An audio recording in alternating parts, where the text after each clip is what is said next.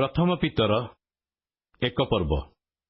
ପିତର ଯୀଶୁଖ୍ରୀଷ୍ଟଙ୍କର ଜଣେ ପ୍ରେରିତ ପନ୍ତ, ଗାଲାତିଆ, କାପ୍ପାଦିଆ, ଆସିଆ, ବିଥୁନିଆରେ ଛିନ୍ନ ଭିନ୍ନ ଯେଉଁ ପ୍ରବାସୀମାନେ ପିତା ଈଶ୍ୱରଙ୍କ ପୂର୍ବ ଜ୍ଞାନ ଅନୁସାରେ ଆତ୍ମାଙ୍କ ଦ୍ୱାରା ପବିତ୍ରୀକୃତ ହୋଇ ଆଜ୍ଞାବହ ପୁଣି ଯୀଶୁଖ୍ରୀଷ୍ଟଙ୍କର ରକ୍ତରେ ସିଞ୍ଚିତ ହେବା ନିମନ୍ତେ ମନୋନୀତ ହୋଇଅଛନ୍ତି, ସେମାନଙ୍କ ନିକଟକୁ ପତ୍ର ଲେଖୁଅଛି।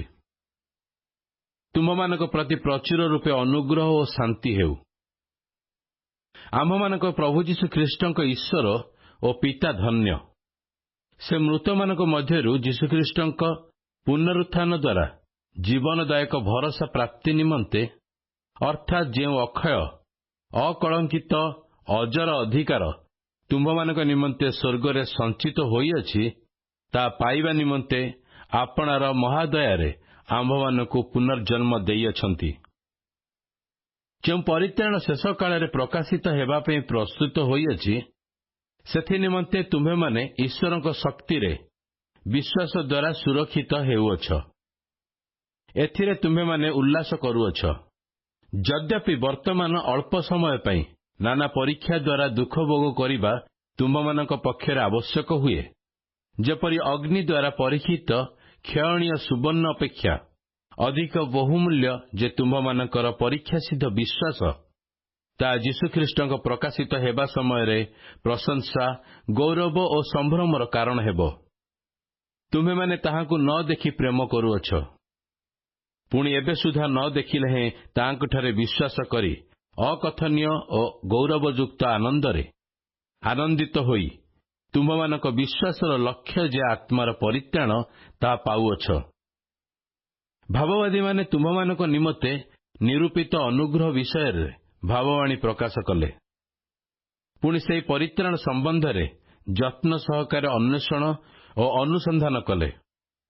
ଖ୍ରୀଷ୍ଟଙ୍କ ଦୁଃଖ ଭୋଗ ଓ ତତ୍ପରବର୍ତ୍ତୀ ଗୌରବ ବିଷୟରେ ପୂର୍ବରୁ ପ୍ରମାଣଦାତା ଯେ ସେମାନଙ୍କର ମଧ୍ୟବର୍ତ୍ତୀ ଖ୍ରୀଷ୍ଟଙ୍କର ଆତ୍ମା, ସେ କେଉଁ ପ୍ରକାରେ ବା କି ପ୍ରକାରେ କାଳକୁ ଲକ୍ଷ୍ୟ କରୁଛନ୍ତି, ତାହା ସେମାନେ ଅନୁସନ୍ଧାନ କଲେ।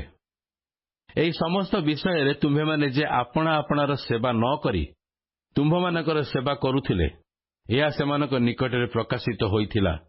ଆଉ ସେହି ସମସ୍ତ ବିଷୟ ସ୍ୱର୍ଗରୁ ପ୍ରେରିତ ପବିତ୍ରାତ୍ମାଙ୍କ ଶକ୍ତିରେ ତୁମ୍ଭମାନଙ୍କ ନିକଟରେ ସୁସମାଚାର ପ୍ରଚାରକମାନଙ୍କ ଦ୍ୱାରା ଏବେ ତୁମ୍ଭମାନଙ୍କୁ ଜଣାଇ ଦିଆଯାଉଅଛି। ସେହିସବୁ ବିଷୟ ଦୂତମାନେ ନିରୀକ୍ଷଣ କରିବାକୁ ଇଚ୍ଛା କରନ୍ତି। ଅତଏବ ଆପଣା ଆପଣା ମନରୂପ କଟିବନ୍ଧନ କରି ସଚେତନ ଥାଅ। ପୁଣି ଯୀଶୁଖ୍ରୀଷ୍ଟଙ୍କ ପ୍ରକାଶିତ ହେବା ସମୟରେ ଯେଉଁ ଅନୁଗ୍ରହ ତୁମ୍ଭମାନଙ୍କ ପ୍ରତି ବର୍ତ୍ତିବ, ସେଥିରେ ସମ୍ପୂର୍ଣ୍ଣ ରୂପେ ଭରସା ରଖ। ତୁମ୍ଭମାନଙ୍କ ପୂର୍ବ ଅଜ୍ଞାନତା ସମୟର କୁଅଭିଳାଷର ଅନୁରୂପୀ ହୁଅ ନାହିଁ। ମାତ୍ର ତୁମ୍ଭମାନଙ୍କର ଆହ୍ୱାନକର୍ତ୍ତା ଯେପରି ପବିତ୍ର, ତୁମ୍ଭେମାନେ ମଧ୍ୟ ଆଜ୍ଞାବହ ସନ୍ତାନମାନଙ୍କ ପରି ସମସ୍ତ ଆଚରଣରେ ସେହିପରି ପବିତ୍ର ହୁଅ। ଯେଣୁ ଲେଖା ଅଛି, ତୁମ୍ଭେମାନେ ପବିତ୍ର ହୁଅ, କାରଣ ଆମେ ପବିତ୍ର। ଆଉ ଯିଏ ମୁଖାପେଖା ନ କରି ପ୍ରତ୍ୟେକ ଲୋକର କର୍ମ ଅନୁସାରେ ବିଚାର କରନ୍ତି, ତାହାଙ୍କୁ ଯଦି ପିତା ବୋଲି ସମ୍ବୋଧନ କରୁଅଛ, ତେବେ ଆପଣା ଆପଣାର ପ୍ରବାସ କାଳ ସଭୟରେ କ୍ଷେପଣ କର। ଯେଣୁ ତୁମେମାନେ ଜାଣ ଯେ ତୁମ୍ଭମାନଙ୍କର ପିତୃପୁରୁଷମାନଙ୍କଠାରୁ ପ୍ରାପ୍ତ ପରମ୍ପରାଗତ ନିରର୍ଥକ ଆଚାର ବ୍ୟବହାରରୁ ରୂପା କି ସୁନା ପରି କ୍ଷୟଣୀୟ ବସ୍ତୁ ଦ୍ୱାରା ମୁକ୍ତ ନ ହୋଇ, ବରଂ ନିଖୁନ୍ତ ଓ ନିଷ୍କଳଙ୍କ ମେଷଶାବକ ସଦୃଶ୍ୟ ଖ୍ରୀଷ୍ଟଙ୍କ ବହୁମୂଲ୍ୟ ରକ୍ତରେ ମୁକ୍ତ ହୋଇଅଛ। ସେ ଜଗତର ପତନ ପୂର୍ବରୁ ନିରୂପିତ ହୋଇ ତୁମ୍ଭମାନଙ୍କ ନିମନ୍ତେ ଶେଷ କାଳରେ ପ୍ରକାଶିତ ହୋଇଅଛନ୍ତି। ଯେଉଁ ଈଶ୍ୱର ତାହାଙ୍କୁ ମୃତମାନଙ୍କ ମଧ୍ୟରୁ ଉଠାଇ ଗୌରବାନ୍ୱିତ କରିଅଛନ୍ତି, ସେହି ଈଶ୍ୱରଙ୍କଠାରେ ତୁମ୍ଭେମାନେ ତାହାଙ୍କ ଦ୍ୱାରା ବିଶ୍ୱାସ କରୁଅଛ। ଏଣୁ ଈଶ୍ୱର ତୁମ୍ଭମାନଙ୍କର ବିଶ୍ୱାସ ଓ ଭରସାର ସ୍ଥଳ ଅଟନ୍ତି। ତୁମେମାନେ ସତ୍ୟର ଆଜ୍ଞାବହ ହୋଇ ନିଷ୍କପଟ ଭାତୃପ୍ରେମ ନିମନ୍ତେ ଆପଣା ଆପଣା ଆତ୍ମାକୁ ସୂଚୀ କରିଥିବାରୁ ଅନ୍ତର ସହ ଏକାଗ୍ର ଭାବେ ପରସ୍ପରକୁ ପ୍ରେମ କର। ଯେଣୁ ତୁମ୍ଭମାନେ କ୍ଷୟଣୀୟ ବୀଜରୁ ନୁହେଁ, ବରଂ ଅକ୍ଷୟ ବୀଜରୁ, ଅର୍ଥାତ୍ ଈଶ୍ୱରଙ୍କ ଜୀବନ୍ତ ଓ ଚିରସ୍ଥାୟୀ ବାକ୍ୟ ଦ୍ୱାରା ପୁନର୍ଜାତ ହୋଇଅଛ। କାରଣ ସମସ୍ତ ମର୍ତ୍ତ୍ୟ ତୃଣ ତୁଲ୍ୟ, ତାହାର ସମସ୍ତ ଶୋଭା ତୃଣର ପୁଷ୍ପ ସଦୃଶ୍ୟ। ତୃଣ ଶୁଖିଯାଏ, ଆଉ ଫୁଲ ଝଡ଼ିପଡ଼େ, କିନ୍ତୁ ଈଶ୍ୱରଙ୍କ ବାକ୍ୟ ଅନନ୍ତକାଳ ସ୍ଥାୟୀ। ଏହା ସେହି ସୁସମାଚାରର ବାକ୍ୟ ଯାହା ତୁମ୍ଭମାନଙ୍କ ନିକଟରେ ପ୍ରଚାରିତ ହୋଇଅଛି। ପ୍ରଥମ ପିତର 2 ପର୍ବ। ଅତେ ପ୍ରଭୁ ଯେ ମଙ୍ଗଳମୟ, ଏହା ଯଦି ଆସ୍ୱାଦନ କରିଅଛ, ତାହେଲେ ସମସ୍ତ ପ୍ରକାର ଦୁଷ୍ଟତା, ଛଳ, କପଟ, ଈର୍ଷା, ପରନିନ୍ଦା ପରିତ୍ୟାଗ କରି ନବଜାତ ଶିଶୁତୁଲ୍ୟ ପାରମାର୍ଥିକ ଅମିଶ୍ରିତ ଦୁଗ୍ଧପାନ କରିବାକୁ ଇଚ୍ଛା କର, ଯେପରି ତଦ୍ୱାରା ପରିତ୍ରାଣାର୍ଥେ ବୃଦ୍ଧି ପାଇପାର। ଜୀବନ୍ତ ପ୍ରସ୍ତର ସ୍ୱରୂପ ଯେ ସେହି ପ୍ରଭୁ, ସେ ମନୁଷ୍ୟମାନଙ୍କ ଦ୍ୱାରା ଅଗ୍ରାହ୍ୟ ହେଲେ ସତ, କିନ୍ତୁ ଈଶ୍ୱରଙ୍କ ନିକଟରେ ମନୋନୀତ ଓ ବହୁମୂଲ୍ୟ ଅଟନ୍ତି। ତାହାଙ୍କ ନିକଟକୁ ଆସି ତୁମେମାନେ ମଧ୍ୟ ଯୀଶୁଖ୍ରୀଷ୍ଟଙ୍କ ଦ୍ୱାରା ଈଶ୍ୱରଙ୍କ ନିକଟରେ ସୁଗ୍ରାହ୍ୟ ଆତ୍ମିକ ବଳି ଉତ୍ସର୍ଗ କରିବା ନିମନ୍ତେ ପବିତ୍ର ଯାଜକ ବର୍ଗ ହେବା ପାଇଁ ଜୀବନ୍ତ ପ୍ରସ୍ତର ସ୍ୱରୂପ ହୋଇ ଗୋଟିଏ ପାରମାର୍ଥିକ ଗୃହ ରୂପରେ ନିର୍ମିତ ହୁଅ। କାରଣ ଶାସ୍ତ୍ରରେ ଲିଖିତ ଅଛି, ଦେଖ, ଆମ୍ଭେ ସିଓନରେ ଗୋଟିଏ ମନୋନୀତ ଓ ବହୁମୂଲ୍ୟ କୋଣର ପ୍ରଧାନ ପ୍ରସ୍ତର ସ୍ଥାପନ କରୁଅଛୁ। ଆଉ ଯେ ତାହାଙ୍କଠାରେ ବିଶ୍ୱାସ କରିବ, ସେ ଲଜ୍ଜିତ ହେବ ନାହିଁ। ଏଣୁ ବିଶ୍ୱାସ କରୁଅଛ ଯେ ତୁମ୍ଭେମାନେ ସେହି ମହାମୂଲ୍ୟର ଅଂଶୀ ଅଟ। କିନ୍ତୁ ଯେଉଁମାନେ ବିଶ୍ୱାସ କରନ୍ତି ନାହିଁ, ଗୃହ ନିର୍ମାଣକାରୀମାନେ ଯେଉଁ ପ୍ରସ୍ତରକୁ ଅଗ୍ରାହ୍ୟ କଲେ, ତାହା ସେମାନଙ୍କ ନିମନ୍ତେ କୋଣର ପ୍ରଧାନ ପ୍ରସ୍ତର। ପୁଣି ବାଧାଜନକ ପ୍ରସ୍ତର ଓ ବିଘ୍ନଜନକ ପାଷାଣ ସ୍ୱରୂପ ହେଲା। ବାକ୍ୟର ଅନାଜ୍ଞାବହ ହେବାରୁ ସେମାନେ ବାଧା ପାଆନ୍ତି, ଆଉ ଏଥି ନିମନ୍ତେ ମଧ୍ୟ ସେମାନେ ନିରୂପିତ ହୋଇଥିଲେ। କିନ୍ତୁ ଯେ ତୁମ୍ଭମାନଙ୍କୁ ଅନ୍ଧକାରରୁ ଆପଣା ଆଶ୍ଚର୍ଯ୍ୟ ଆଲୋକ ମଧ୍ୟକୁ ଆହ୍ୱାନ କରିଅଛନ୍ତି, ତୁମେମାନେ ଯେପରି ତାହାଙ୍କର ଗୁଣ କୀର୍ତ୍ତନ କର, ଏଥି ନିମନ୍ତେ ତୁମେମାନେ ଏକ ମନୋନୀତ ବଂଶ, ରାଜକୀୟ ଯାଜକ ବର୍ଗ, ପବିତ୍ର ଜାତି, ପୁଣି ଈଶ୍ୱରଙ୍କ ନିଜସ୍ୱ ପ୍ରଜା ହେଉଅଛ। ପୂର୍ବରେ ତୁମେମାନେ ପ୍ରଜାବାଚ୍ୟ ନଥିଲ, କିନ୍ତୁ ଏବେ ଈଶ୍ୱରଙ୍କର ପ୍ରଜା ହୋଇଅଛ। ପୂର୍ବରେ ତୁମେମାନେ ଦୟା ପାଉନଥିଲ, ମାତ୍ର ଏବେ ଦୟାପ୍ରାପ୍ତ ହୋଇଅଛ। ହେ ପ୍ରିୟମାନେ, ତୁମେ ବିଦେଶୀ ଓ ପ୍ରବାସୀ ବୋଲି ମୁଁ ତୁମ୍ଭମାନଙ୍କୁ ଅନୁରୋଧ କରୁଅଛି। ଶାରୀରିକ ଅଭିଳାଷଗୁଡ଼ିକରୁ ବିମୁଖ ହୁଅ, ସେଗୁଡ଼ାକ ଆତ୍ମାର ବିରୁଦ୍ଧରେ ଯୁଦ୍ଧ କରେ। ତୁମେମାନେ ବିଜାତିମାନଙ୍କ ମଧ୍ୟରେ ସଦାଚରଣ କର, ଯେପରି ସେମାନେ ଯେଉଁ ବିଷୟରେ ତୁମମାନଙ୍କୁ ଦୁଷ୍କର୍ମକାରୀ ବୋଲି ନିନ୍ଦା କରନ୍ତି, ତୁମେମାନେ ସୁକର୍ମ ଦେଖି ସେହି ବିଷୟରେ କୃପାଦୃଷ୍ଟି ଦିନରେ ଈଶ୍ୱରଙ୍କ ଗୌରବ କରିବେ। ପ୍ରଭୁଙ୍କ ସକାଶେ ସମସ୍ତ ମାନବୀୟ ବିଧାନର ବଶୀଭୂତ ହୁଅ।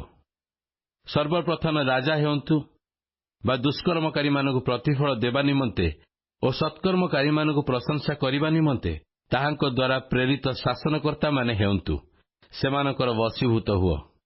କାରଣ ତୁମ୍ଭେମାନେ ଯେ ସତ୍କର୍ମ କରି ନିର୍ବୋଧମାନଙ୍କର ଅଜ୍ଞାନର କଥା ବନ୍ଦ କର, ଏହା ଈଶ୍ୱରଙ୍କର ଇଚ୍ଛା। ତୁମ୍ଭେମାନେ ସ୍ୱାଧୀନ ହେଲେ ହେଁ ତୁମମାନଙ୍କର ସ୍ୱାଧୀନତାକୁ ଦୁଷ୍ଟତାର ଆବରଣ ସ୍ୱରୂପେ ବ୍ୟବହାର ନ କରି ବରଂ ଈଶ୍ୱରଙ୍କ ଦାସ ହୋଇ ସତ୍କର୍ମ କର। ସମସ୍ତଙ୍କୁ ସମାଦର କର, ଭାଇମାନଙ୍କୁ ପ୍ରେମ କର, ଈଶ୍ୱରଙ୍କୁ ଭୟ କର, ରାଜାଙ୍କୁ ସମାଦର କର। ହେ ଦାସମାନେ, ତୁମ୍ଭେମାନେ ଭୟ ସହକାରେ ଆପଣା ଆପଣା କର୍ତ୍ତାଙ୍କର ବଶୀଭୂତ ହୁଅ। କେବଳ ଉତ୍ତମ ଓ ଦୟାଳୁ କର୍ତ୍ତାମାନଙ୍କର ନୁହେଁ, ମାତ୍ର ନିର୍ଦ୍ଦୟମାନଙ୍କର ମଧ୍ୟ ବଶୀଭୂତ ହୁଅ। କାରଣ କେହି ଯେବେ ଈଶ୍ୱରଙ୍କୁ ସାକ୍ଷାତ ମାନି ଅନ୍ୟାୟରେ ଦୁଃଖ ଭୋଗ କରି କଷ୍ଟ ସହ୍ୟ କରେ, ତେବେ ତାହା ପ୍ରଶଂସାର ବିଷୟ। ଯେଣୁ ତୁମ୍ଭେମାନେ ଆପଣା ଆପଣା ଦୋଷରୁ ଯଦି ପ୍ରହାର ସହ୍ୟ କର, ତେବେ ସେଥିର ଅବା କ'ଣ ସୁଖ୍ୟାତି? କିନ୍ତୁ ଯଦି ସତ୍କର୍ମ କରି ଦୁଃଖ ସହ୍ୟ କର, ତେବେ ତାହା ଈଶ୍ୱରଙ୍କ ନିକଟରେ ପ୍ରଶଂସାର ବିଷୟ। ଏଥି ନିମନ୍ତେ ହିଁ ତୁମ୍ଭେମାନେ ଆହୁତ ହୋଇଅଛ।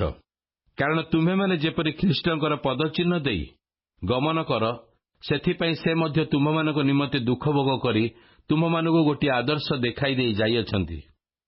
ସେ କୌଣସି ପାପ କଲେ ନାହିଁ, କିମ୍ବା ତାହାଙ୍କ ମୁଖରେ କୌଣସି ଛଳ କଥା ନଥିଲା। ସେ ନିନ୍ଦା ପାଇବା ସମୟରେ ଫେରି ନିନ୍ଦା କଲେ ନାହିଁ, ଦୁଃଖ ଭୋଗ କରିବା ସମୟରେ ପ୍ରତିହିଂସା କରିବାକୁ ଭୟ ଦେଖାଇଲେ ନାହିଁ, କିନ୍ତୁ ନ୍ୟାୟ ବିଚାର କର୍ତ୍ତାଙ୍କ ହସ୍ତରେ ସମସ୍ତ ବିଷୟ ସମର୍ପଣ କଲେ। ଆମ୍ଭେମାନେ ଯେପରି ପାପ ପ୍ରତି ମୃତ ହୋଇ ଧାର୍ମିକତା ନିମନ୍ତେ ଜୀବନଯାପନ କରୁ, ଏଥି ନିମନ୍ତେ ସେ ଆପେ କ୍ରୁଶ ଉପରେ ନିଜ ଶରୀରରେ ଆମମାନଙ୍କ ସମସ୍ତ ପାପ ବହନ କଲେ। ତାହାଙ୍କ ପ୍ରହାରରେ ତୁମେମାନେ ସୁସ୍ଥ ହୋଇଅଛ। କାରଣ ତୁମେମାନେ ମେଷତୁଲ୍ୟ ବିପଦଗାମୀ ହୋଇଥିଲ, କିନ୍ତୁ ଏବେ ତୁମ୍ଭମାନଙ୍କର ଆତ୍ମାର ପାଳକ ଓ ଅଧ୍ୟକ୍ଷଙ୍କ ନିକଟକୁ ବାହୁଡ଼ି ଆସିଅଛ। ପ୍ରଥମ ପିତର 3 ପର୍ବ।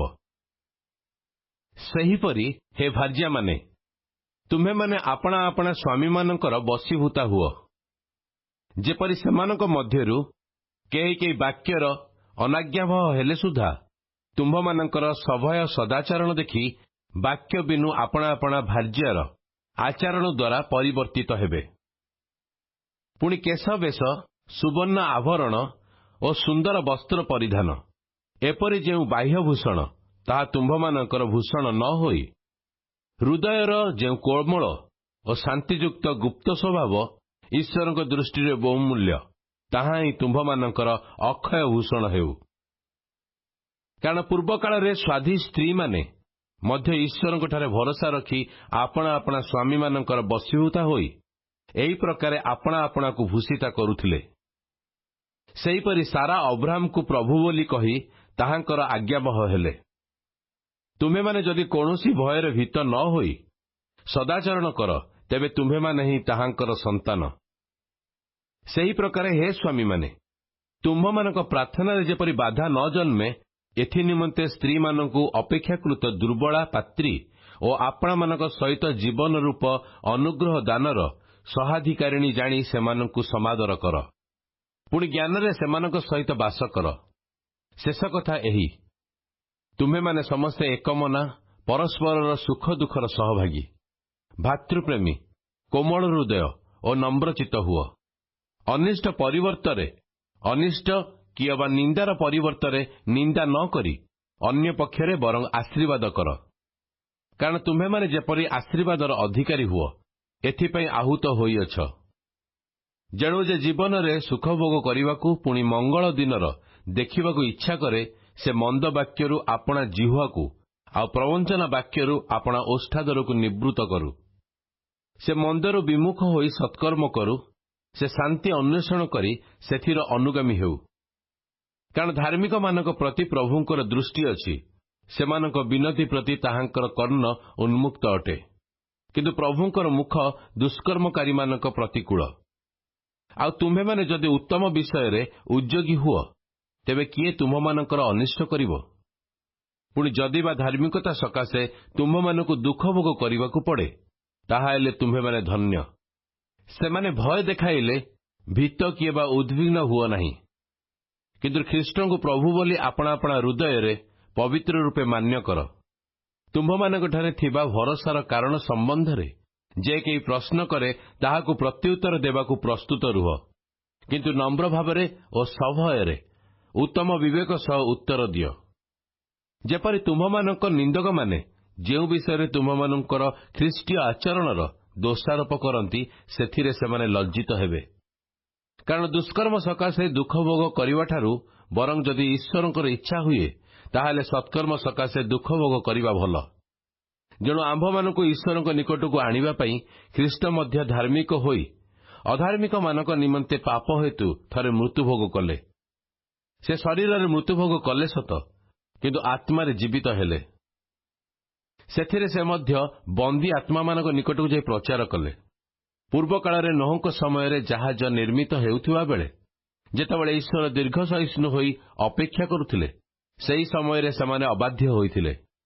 ସେହି ଜାହାଜରେ ପ୍ରବେଶ କରି ଅଳ୍ପ ଲୋକ ଅର୍ଥାତ୍ 8 ପ୍ରାଣୀ ଜଳ ମଧ୍ୟ ଦେଇ ରକ୍ଷା ପାଇଲେ। ସେଥିର ପ୍ରତିରୂପ ବାପ୍ତିସ୍ମ ଅର୍ଥାତ୍ ଶରୀରର ମଳିନତା ଦୂରୀକରଣ ନୁହେଁ, କିନ୍ତୁ ଈଶ୍ୱରଙ୍କ ନିକଟରେ ସୂଚି ବିବେକ ପାଇବା ନିମନ୍ତେ ପ୍ରାର୍ଥନା ଯୀଶୁଖ୍ରୀଷ୍ଟଙ୍କର ପୁନରୁତ୍ଥାନ ଦ୍ୱାରା ଏବେ ତୁମ୍ଭମାନଙ୍କୁ ପରିତ୍ରାଣ କରୁଅଛି। ସେହି ଯୀଶୁଖ୍ରୀଷ୍ଟ ସ୍ୱର୍ଗାରୋହଣ କରି ଈଶ୍ୱରଙ୍କ ଦକ୍ଷିଣ ପାର୍ଶ୍ୱରେ ଉପବିଷ୍ଟ ଅଛନ୍ତି, ଆଉ ଦୂତମାନେ କ୍ଷମତାବାନ ଓ ଶକ୍ତିଶାଳୀମାନେ ତାହାଙ୍କର ବଶୀଭୂତା ହୋଇଅଛନ୍ତି। ପ୍ରଥମ ପିତର 4 ପର୍ବ। ଖ୍ରୀଷ୍ଟ ଶରୀରରେ ଦୁଃଖ ଭୋଗ କରିଥିବାରୁ ତୁମ୍ଭେମାନେ ମଧ୍ୟ ସେହିପରି ମନ ଧରି ଆପଣାମାନଙ୍କୁ ସୁସଜ୍ଜିତ କର। କାରଣ ଯେ ଶରୀରରେ ଦୁଃଖ ଭୋଗ କରିଅଛି, ସେ ପାପରୁ ନିବୃତ୍ତ ହୋଇଅଛି। ଯେପରି ତୁମ୍ଭେମାନେ ଜାଗତିକ ଜୀବନର ଅବଶିଷ୍ଟ କାଳ ମନୁଷ୍ୟର କୁ ଅଭିଳାଷ ଅନୁସାରେ କ୍ଷେପଣ ନ କରି ଈଶ୍ୱରଙ୍କ ଇଚ୍ଛା ଅନୁସାରେ କ୍ଷେପଣ କର। ଯେଣୁ ବିଜାତିମାନଙ୍କର ଇଚ୍ଛା ଅନୁସାରେ କାର୍ଯ୍ୟ କରି ତୁମେମାନେ ଯେତେକାଳ କାମୁକତା, କୁ ଅଭିଳାଷ, ମଦ୍ୟପାନ, ରଙ୍ଗରସ, ମତ୍ତତା ଓ ଘୃଣ୍ୟ ପ୍ରତିମା ପୂଜା କରୁଥିଲ, ତାହା ଯଥେଷ୍ଟ। ଏ ପ୍ରକାର ଉଚ୍ଛୃଙ୍ଖଳ ପନ୍ଥାରେ ତୁମେମାନେ ଯେ ସେମାନଙ୍କ ସହିତ ଧାବମାନ ହେଉନାହ, ଏହା ସେମାନେ ଆଶ୍ଚର୍ଯ୍ୟମଣି ତୁମ୍ଭମାନଙ୍କର ନିନ୍ଦା କରନ୍ତି। କିନ୍ତୁ ଯେ ଜୀବିତ ଓ ମୃତ ଲୋକମାନଙ୍କର ବିଚାର କରିବାକୁ ଉଦ୍ୟତ, ତାହାଙ୍କ ଛାମୁରେ ସେମାନଙ୍କୁ ନିକାଶ ଦେବାକୁ ହେବ। କାରଣ ଏହି ଉଦ୍ଦେଶ୍ୟରେ ମୃତମାନଙ୍କ ନିକଟରେ ମଧ୍ୟ ସୁସମାଚାର ପ୍ରଚାରିତ ହେଲା, ଯେପରି ସେମାନେ ମନୁଷ୍ୟମାନଙ୍କର ସଦୃଶ୍ୟ ଶରୀରରେ ବିଚାରିତ ହେଲେ ହେଁ ଈଶ୍ୱରଙ୍କ ସଦୃଶ୍ୟ ଆତ୍ମାରେ ସଜୀବ ହେବେ। ମାତ୍ର ସମସ୍ତ ବିଷୟର ଅନ୍ତିମ କାଳ ସନ୍ନିକଟ। ଅତଏବ ସୁବୁଦ୍ଧି ହୁଅ, ପୁଣି ପ୍ରାର୍ଥନା କରିବା ପାଇଁ ସଚେତନ ଥାଅ।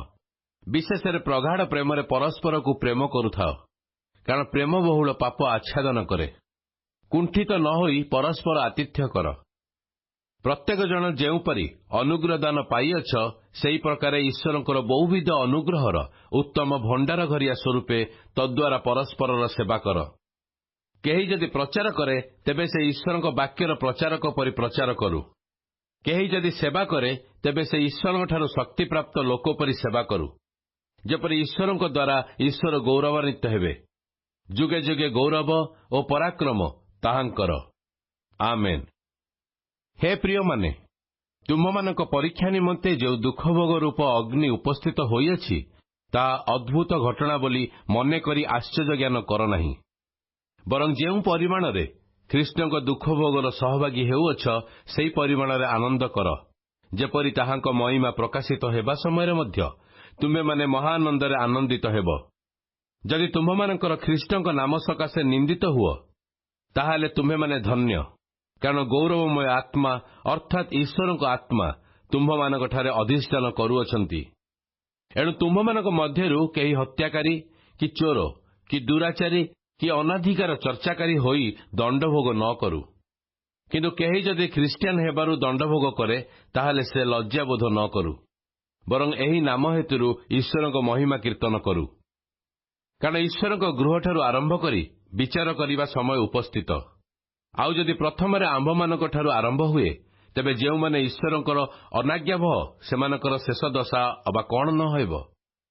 ପୁଣି ଧାର୍ମିକ ବ୍ୟକ୍ତି ଯଦି କଷ୍ଟରେ ପରିତ୍ରାଣ ପାଏ, ତେବେ ଅଧାର୍ମିକ ଓ ପାପୀ ଲୋକ କେଉଁଠାରେ ମୁହଁ ଦେଖାଇବ? ଅତଏବ ଯେଉଁମାନେ ଈଶ୍ୱରଙ୍କ ଇଚ୍ଛା ମତେ ଦୁଃଖଭୋଗ କରନ୍ତି, ସେମାନେ ବିଶ୍ୱସ୍ତ ସୃଷ୍ଟିକର୍ତ୍ତାଙ୍କ ହସ୍ତରେ ଆପଣା ଆପଣା ଆତ୍ମାକୁ ସମର୍ପଣ କରି ସତ୍କାର୍ଯ୍ୟରେ ନିବିଷ୍ଟ ରହନ୍ତୁ। ପ୍ରଥମ ପିତର 5 ପର୍ବ। ଅତଏବ ଜଣେ ସହପ୍ରାଚୀନ, ପୁଣି ଖ୍ରୀଷ୍ଟଙ୍କ ଦୁଃଖଭୋଗର ସାକ୍ଷୀ ଏବଂ ଆଗାମୀ ଗୌରବର ଅଂଶାଧିକାରୀ ଯେ ମୁଁ ତୁମ୍ଭମାନଙ୍କ ମଧ୍ୟରେ ଥିବା ପ୍ରାଚୀନମାନଙ୍କୁ ଅନୁରୋଧ କରୁଅଛି, ତୁମ୍ଭମାନଙ୍କର ତତ୍ତ୍ୱାବଧାନରେ ଥିବା ଈଶ୍ୱରଙ୍କର ପଲକୁ ପ୍ରତିପାଳନ କର। ବାଧ୍ୟ ହୋଇ ନୁହେଁ, ମାତ୍ର ଈଶ୍ୱରଙ୍କ ଇଚ୍ଛା ଅନୁଯାୟୀ ସ୍ୱଚ୍ଛନ୍ଦ ମନରେ କୁତ୍ସିତ ଲାଭ ନିମନ୍ତେ ନୁହେଁ, କିନ୍ତୁ ଆଗ୍ରହ ସହକାରେ ତାହା କର। ପୁଣି ଯେଉଁମାନଙ୍କର ଦାୟିତ୍ୱଭାର ତୁମ୍ଭମାନଙ୍କ ହସ୍ତରେ ସମର୍ପିତ ଅଛି, ସେମାନଙ୍କ ଉପରେ କର୍ତ୍ତାର୍ପଣ ନ କରି ପଲର ଆଦର୍ଶ ସ୍ୱରୂପ ହୋଇ ତାହା କର। ସେଥିରେ ପ୍ରଧାନ ପାଳକ ପ୍ରକାଶିତ ହେବା ସମୟରେ ତୁମ୍ଭେମାନେ ଗୌରବ ଅମ୍ଳାନ ମୁକୁଟ ପାଇବ। ସେହିପରି ହେ ଯୁବକମାନେ, ତୁମ୍ଭେମାନେ ପ୍ରାଚୀନମାନଙ୍କର ବଶୀଭୂତ ହୁଅ। ସମସ୍ତେ ପରସ୍ପର ପ୍ରତି ନମ୍ରତା ରୂପ ବସ୍ତ୍ର ପରିଧାନ କର, କାରଣ ଈଶ୍ୱର ଅହଙ୍କାରୀମାନଙ୍କ ପ୍ରତିରୋଧ କରି ନମ୍ର ଲୋକମାନଙ୍କୁ ଅନୁଗ୍ରହ କରନ୍ତି। ଅତଏବ ଈଶ୍ୱରଙ୍କ ବଳବନ୍ତ ହସ୍ତ ତଳେ ଆପଣା ଆପଣାକୁ ନତ କର, ଯେପରି ସେ ତୁମ୍ଭମାନଙ୍କୁ ଯଥା ସମୟରେ ଉନ୍ନତ କରିବେ। ତୁମ୍ଭମାନଙ୍କର ସମସ୍ତ ଚିନ୍ତାର ଭାର ତାହାଙ୍କ ଉପରେ ପକାଅ, କାରଣ ସେ ତୁମ୍ଭମାନଙ୍କ ନିମନ୍ତେ ଚିନ୍ତା କରନ୍ତି। ସଚେତନ ହୋଇ ଜାଗ୍ରତ ରୁହ। ତୁମ୍ଭମାନଙ୍କ ବିପକ୍ଷ ଶୟତାନ ସିଂହ ପ୍ରାୟ ଗର୍ଜନ କରି କାହାକୁ ଗ୍ରାସିବ, ଏହା ଖୋଜି ବୁଲୁଅଛି। ବିଶ୍ୱାସରେ ସ୍ଥିର ରହି ତାହାର ପ୍ରତିରୋଧ କର। ପୁଣି ଏହା ଜାଣ ଯେ ଜଗତରେ ଥିବା ତୁମ୍ଭମାନଙ୍କର ଭାଇମାନଙ୍କ ପ୍ରତି ଏହି ପ୍ରକାର ଦୁଃଖଭୋଗ ଘଟୁଅଛି। ସମସ୍ତ ଅନୁଗ୍ରହର ଆକର ଯେଉଁ ଈଶ୍ୱର ଆପଣା ଅନନ୍ତ ଗୌରବର ସହଭାଗୀ ହେବା ନିମନ୍ତେ ଖ୍ରୀଷ୍ଟ ଯୀଶୁଙ୍କ ଦ୍ୱାରା ତୁମ୍ଭମାନଙ୍କୁ ଆହ୍ୱାନ କରିଅଛନ୍ତି, ସେ ତୁମ୍ଭମାନଙ୍କ କ୍ଷଣିକ ଦୁଃଖଭୋଗ ଉତ୍ତାରେ ତୁମ୍ଭମାନଙ୍କୁ ସିଦ୍ଧ, ସୁସ୍ଥିର, ସବଳ ଓ ସଂସ୍ଥାପିତ କରିବେ। ପରାକ୍ରମ ଯୁଗେ ଯୁଗେ ତାହାଙ୍କର। ଆମେନ୍। ଈଶ୍ୱରଙ୍କ ସତ୍ୟ ଅନୁଗ୍ରହ ଯେ ଏହି ପ୍ରକାର, ଏ ବିଷୟରେ ସାକ୍ଷ୍ୟ ଦେଇ ତୁମ୍ଭମାନଙ୍କୁ ଉତ୍ସାହ ଦେବା ନିମନ୍ତେ ସିଲୱାନଙ୍କ ଦ୍ୱାରା ମୁଁ ସଂକ୍ଷେପରେ ପତ୍ର ଲେଖିଲି। ମୋ ବୋଧରେ ସେ ଜଣେ ବିଶ୍ୱସ୍ତ ଭ୍ରାତା। ତୁମେମାନେ ଏହି ଅନୁଗ୍ରହରେ ସୁସ୍ଥିର ହୋଇଥାଅ। ତୁମ୍ଭମାନଙ୍କ ସହିତ ମନୋନୀତ ବାବିଲୋନସ୍ଥ ମଣ୍ଡଳୀ ଓ ମୋର ପୁତ୍ର ମାର୍କ ତୁମମାନଙ୍କୁ ନମସ୍କାର ଜଣାଉଅଛନ୍ତି। ପ୍ରେମ ଚୁମ୍ବନ ଦେଇ ପରସ୍ପରକୁ ନମସ୍କାର କର। ଖ୍ରୀଷ୍ଟଙ୍କଠାରେ ଥିବା ତୁମମାନଙ୍କ ପ୍ରତି ଶାନ୍ତି ହେଉ।